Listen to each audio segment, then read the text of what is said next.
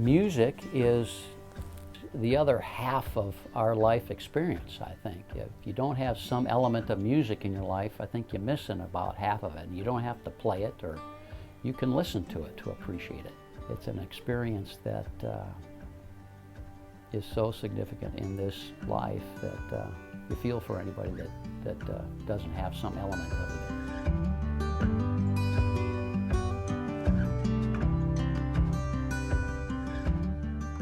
So I'm Jay Anderson, and what I do is build functional art.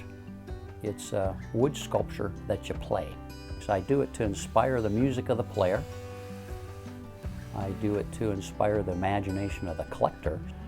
And the third most important thing in my life right now at this season is I do it for the joy of all of us.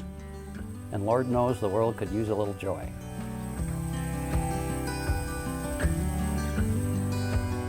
All of this in an effort to get to the shop one day and finish well, looking over Church Lake and doing something that I love and am passionate about.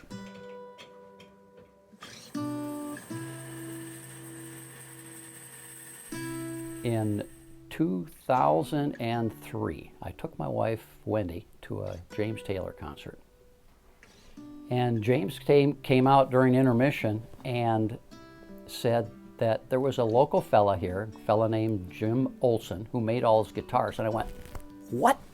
I thought guitars came from a factory, like Martin or Taylor. I called that Monday morning. Jim Olson picks up the phone, he says, hello. That was the beginning of what became my mentorship.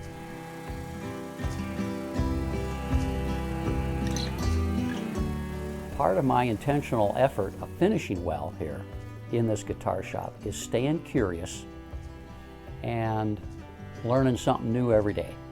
As I'm fond of saying, if I don't learn one new thing every day, I'm either not paying attention or I'm not trying.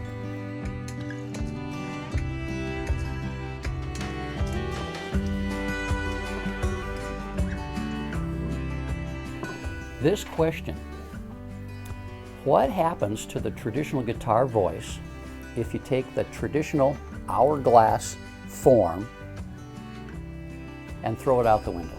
But what I did was Google Cubist guitar, because I knew from my art school days that there was a painting by Pablo Picasso called The Old Guitars. I love that painting, and plotted it out at 20-inch length and built the old guitarist's guitar.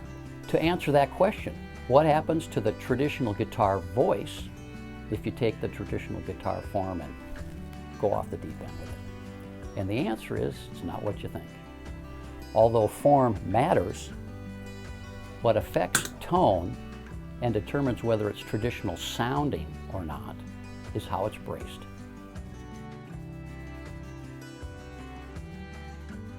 If you brace a guitar traditionally, it will sound traditional. I just love building guitars.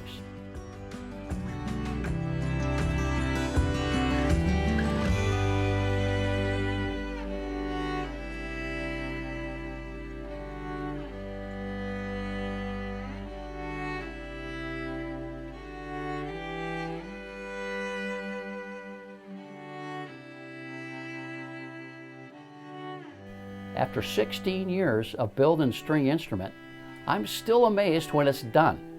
It's done, and it continues to amaze me, this whole process.